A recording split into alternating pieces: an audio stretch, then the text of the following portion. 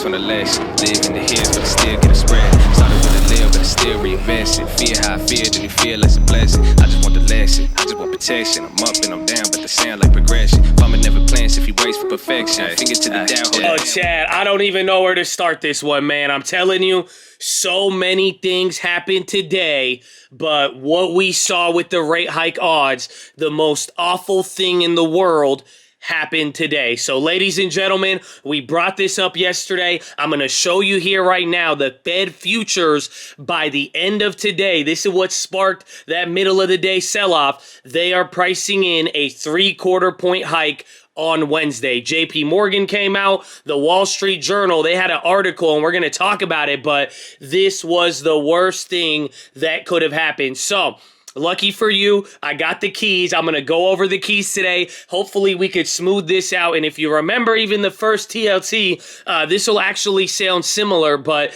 something happened today. There was a lot. The dollar went crazy. The yen, again, we talked about it yesterday, even before the futures. I said there's no way we don't see a new low this week. And literally, that's what we opened up to. It was absolutely insane. And this is getting so crazy to the point, if you remember this video, I was saying that we had like a 10 to 15 day window to short stocks, but clearly, I mean, that window is already closed pretty rapidly. So, ladies and gentlemen, we have to talk about what happened today. We have to talk about what this means for the Fed, and literally now, what happens and where do we go from here? And best of all, I got a couple plays. Some are risky, some are legit. We did open a short there on the yen futures. We're going to talk about that a little bit, but there's a lot of opportunity out here, but just get ready, because like we said yesterday, this talk about what Powell is going to do, this is really going to drive the markets. And that close that we had yesterday in the Fed futures, I mean, this is what we got to watch out for. So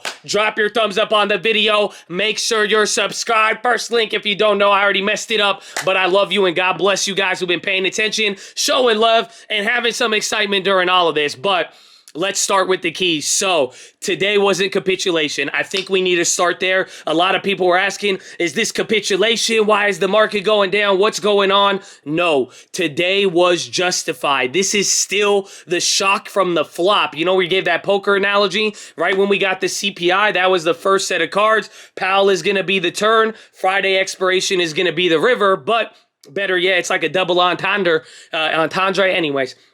There was a flop. Literally, inflation shouldn't have went up, and now inflation hitting a new high. That is the reason why you got today. This is what I mean by it was justified. A lot of people are like, wait a minute. Are people freaking out? Is this priced in? Not. It wasn't. And that's the second point here. The market didn't price in a more hawkish Powell. The market wasn't saying, yeah, Powell needs to raise more rates. All the way up until CPI, market Fed futures, they were not moving at all. But then Powell, even at the last meeting in the Fed, they said they don't plan to raise rates faster than expected. And then now all of this stuff happens in the last 3 days. And now all of a sudden, Fed futures are moving, and now the potential based on the Fed futures of Powell doing something, it is all gone through the roof. This is literally right in the middle of repricing. None of this is priced in. Welcome, ladies and gentlemen. So that's the first place where I think we got to start. Again, today was crazy. The gap down, how it played out. You had a little bit of a bounce, but we sold off pretty hard. We went as low as what, 373 today?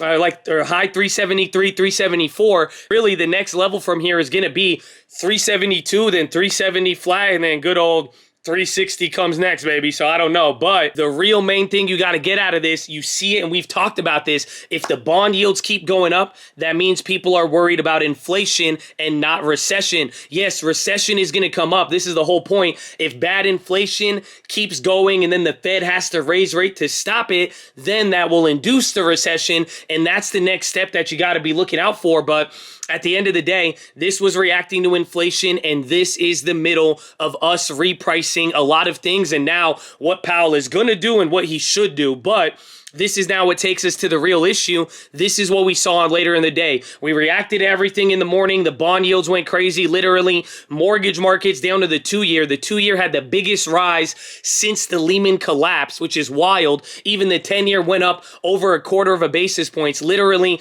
every single bond went up up 0.25% today. That's in a weird way like a pseudo quarter point rate hike if you think about it. Again, that is everybody repricing. But now, where did the problem come up today? It started once we got that Wall Street Journal article saying that the Fed might actually raise tomorrow or on Wednesday and that there was high odds. I had to go and get his name. It is Nick Timiraos, or is that how they say it? Timiraos? I can't say it, but he is the Wall Street Journal person who is in charge of all the Fed stuff. He's like the leader of all that. Some people say he leaks stuff, who knows? But he came out middle of the day and said, the Fed is probably going to hike 3/4 by June. And why is that surprising? Because June is on Wednesday, and that has not been priced in. And even Powell at the last meetings took that off the table. So now all of a sudden, he's saying, they think the Fed is going to do it. Even Goldman after hours sent the same thing, but that happened middle of the day. And after he said that,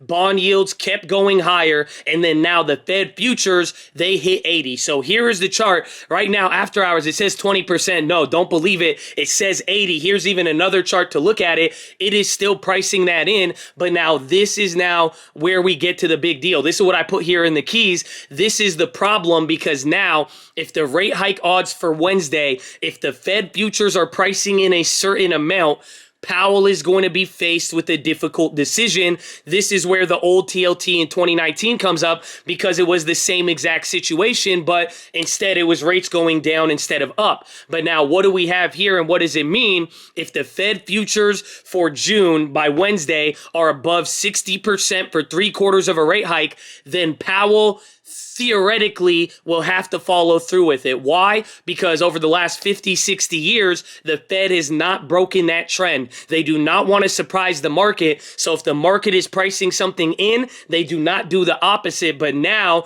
this is where it gets trickier, because if Powell decides to break that historical trend, he can do that. But if he does, that may look like a panic move. Again, why would Powell and the rest of the Fed every single day up until Friday say they're not going to do any of these aggressive moves, and then all of a sudden now they have to? That's going to be interesting. If he does end up keeping it cool, ignores the market, that will be a surprise. But even then, what's the problem? Chances are the interest rates will probably skyrocket as people get even more worried about inflation and what is going on. And one thing to add in here is that with everything here, you've been watching it. Here is the dollar chart. Remember, we brought this up a couple of days ago. We told you guys about the window. We were discussing this, any sort of rally. But look, dollar goes back up. Market is hitting a new lows. This is a big deal, but think about it. Whether Powell is aggressive or not, chances are it's going to move the dollar. And then if he is aggressive with rate hikes, it's going to make the dollar surge. The dollar surges, it claps the yen, it leads into the other currencies, and then stronger dollar. Well, we'll see how the market takes it. So pretty much this is what is going on. This was the most important thing. And even today, what we saw, every indicator freaked out. You had bonds, the Fed funds futures, the dollar, the yield curve inverted. And this is the next one. This one, you got a little bit more time to digest. But again, all of these went crazy today. Global currency, the yen, and even now the risk of Italy, because depending on what we do, it's going to force the ECB to hike. And then if it gets out of control there and the ECB is hiking, it puts financial stress on Italy. I'm telling you, the amount of things and layers to this is wild. But the thing about today, not only did we hit a new low, all this stuff happened, but you had like 5 different indicators all flashing that something was going on. So there was that to give you the breakdown. I'm going to give you one more thing probably tomorrow, and we're going to break it down like we did some of the last TLTs and kind of understanding where Powell is. But tomorrow is a very big moment for Powell. Where we end up, it's going to give us an idea. There's still one more day, but wherever those Fed fund futures end up, I mean, it's going to give us a pretty good idea of what we have going on. But like I said yesterday, even today, I believe it even more. Powell is screwed either way. I hate to break it to you. Pretty much tomorrow is going to let us know how tight the corner is, meaning the Fed futures, if they're above 60, 70, that's going to be even worse and harder for Powell. If it comes in below, it might be a little bit better, but chances are he's probably not going to find a way to wiggle out of this, because like I've been saying, he's either going to sound the most hawkish, he's either going to come with a surprise, and just God knows what it leads to with all these other assets. So watch out for that. And then the real next thing thing is going to be the Friday. As we get to the end of Friday and the option expiration, we're going to see how everything reprices and if we are in that repricing and more fear to go. So that's pretty much the rundown. Hopefully the keys helped you. Hopefully you guys are ready for this. But again, this is probably one of the most important market events we've had in a while. I know the whole year has been crazy, but think about it. From last Thursday to today, it has been an absolute wild move. And if we are going to see I'm speechless, a Powell Volcker moment, or he is going to surprise and break historical trends, this is packing a lot, and right now it's just connected to so many things. So get ready for it. It will be key. Hopefully we see you on stream for it, but remember, tomorrow we still got some time to play this out. But those are the main keys, and let us get into the plays. So I got the plays for you too. So I got 3 plays. I'm going to take this away now. Let's talk about the plays that we did today and kind of what we sold out. But I did open a yen short. I got the /6J. Everybody worried about J6. I'm on that 6J.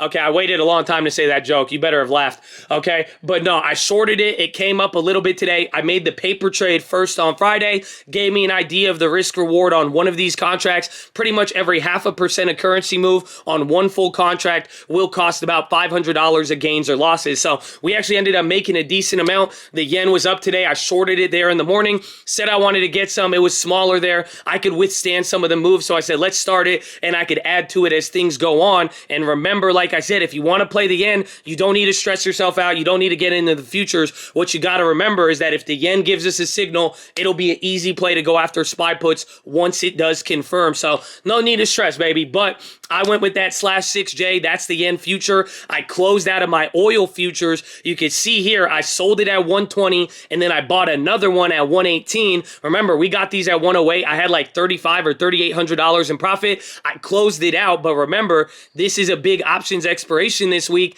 Those future contracts were going to expire, so I rolled them over to August to kind of just get ahead of the wave of people who are going to be holding and rolling over. And then, like I said, after we get through this week, we'll see where the repricing goes. So I wanted to roll over all my futures positions, rolled that one over. I kept the /MYM, that's the Dow one, because that one had times, but then the MNQ, the micro NASDAQ one, I closed out of that one, took like a $1,500 profit, and then I reopened up another one for December to give myself time and then roll over ahead. So those were the 3 plays that I made today. There was 3 more, and I'm going to show you here, and we'll talk about it on the plays. But before I got into any of those, I closed out of the McDonald's from last week. We bought this at like 70 cents, so just about like 300% on that one. It was up at like $5 in the morning, and then surprisingly, one of the 13 names on the S&P that went up was McDonald's. So got out of it pretty decent. It would have went against us even more, but definitely going to watch for a double dip on those. Sold out of the Facebook. Remember, we played it with the Apple news and everything.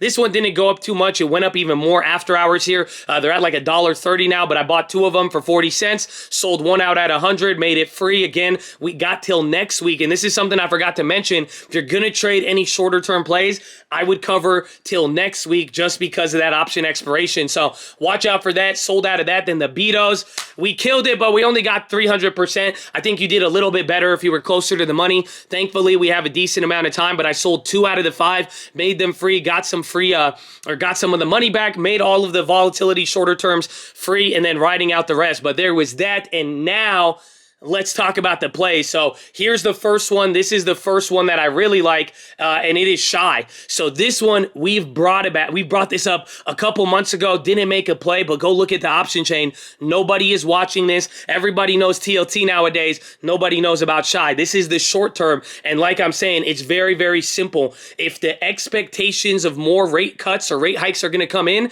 that is going to rocket. It affects the short-term bonds more than the longer term, meaning Shy will move more than TLT theoretically, but I like the option price. I literally got this at a negative change close today, even though it was down about 0.5% or 1%. And you'll notice Shy did not move as much as TLT, but I like it. Nobody was watching it. I grabbed the August $81 puts, 10 of them for 28 cents. A little expensive. Again, this one might move like the EWG because it doesn't move a lot and the premiums are just weird, and you can tell the chain is just dead. So we'll see how it plays out, but I like it. We might get lucky on that one, but this is one of those plays where if if you do get a bounce tomorrow, or in the next couple days, these will be extremely cheap and you will get clapped. So I like the idea. I think high risk, high reward. I was willing to go with it, but that is the first play. I did make another play on Yang. I grabbed another July, but I went closer to the money, one of the $20 contracts for 85 cents. But thing about Yang, it's just like the shy play. It's already up 12% today. If there is any level of bounce, you will get clapped on that. So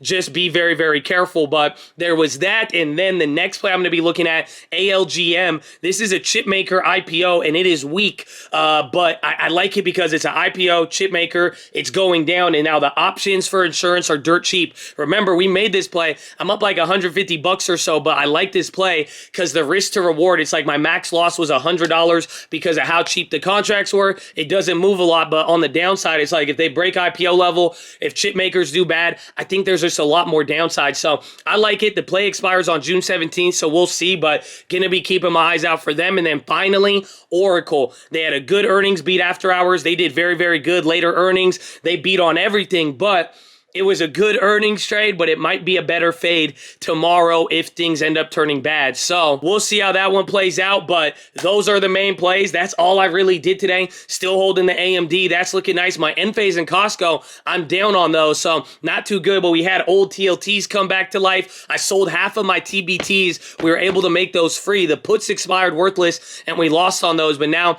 we got 2 free TBTs, and I think that's pretty much it. Just writing things out, writing all the futures, seeing where this goes. But tomorrow leading into Powell and the interpretation of Powell, I'm telling you, this is going to be historic. It's going to be excited. And thankfully, Cole, we've been ahead of this. So hopefully you've been watching the watch list and hopefully you're ready for another crazy week. But that is your watch list, ladies and gentlemen. Make sure hydrate, healthy, ready to go. Make sure post your watch list. Make sure we see you there in the morning. I need the armor on. I need the helmet shining. I need you to remember the good and the bad grow at the same time, baby. You let them grow at the same time and separate them later. Don't do it too early. Don't uproot your tree, baby. Let it grow. It's good. So you got good going on right now, prepare for bad. You got bad going on right now, prepare for good. Let it grow at the same time, baby.